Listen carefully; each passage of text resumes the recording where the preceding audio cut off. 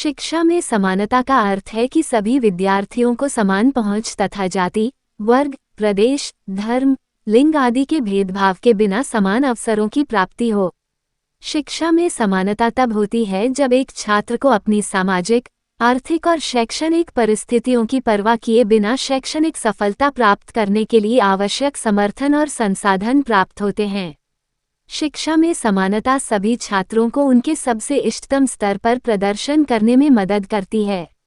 दो मुख्य स्तंभ हैं जो शिक्षा में समानता से निकटता से संबंधित हैं: निष्पक्षता, लिंग, जातीयता या सामाजिक आर्थिक स्थिति के आधार पर भेदभाव पर रोक, और समावेशन, प्रत्येक छात्र के लिए शिक्षा का बुनियादी न्यूनतम मानक सुनिश्चित करना। अपना अगला पाठ्यक्रम प्रदान करने का एक निःशुल्क, लचीला और आकर्षक तरीके। शिक्षा में समानता तब होती है जब एक छात्र को अपनी सामाजिक, आर्थिक और शैक्षणिक परिस्थितियों की परवाह किए बिना शैक्षणिक सफलता प्राप्त करने के लिए आवश्यक समर्थन और संसाधन प्राप्त होते हैं।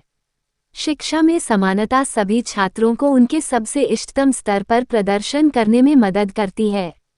दो मुख्य स्तंभ हैं जो शिक्षा में समानता से निकटता से संबंधित हैं: निष्पक्षता, लिंग, जातीयता या सामाजिक आर्थिक स्थिति के आधार पर भेदभाव पर रोक, और समावेशन, प्रत्येक छात्र के लिए शिक्षा का बुनियादी न्यूनतम मानक सुनिश्चित करना।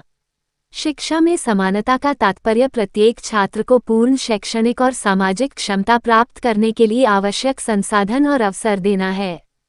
शिक्षा में समानता की दिशा में काम करने में पूर्वाग्रहों की जांच करना और छात्रों की प्रगति के लिए उपलब्धि अंतराल को कम करने के लिए समावेशी शैक्षणिक वातावरण बनाना शामिल है।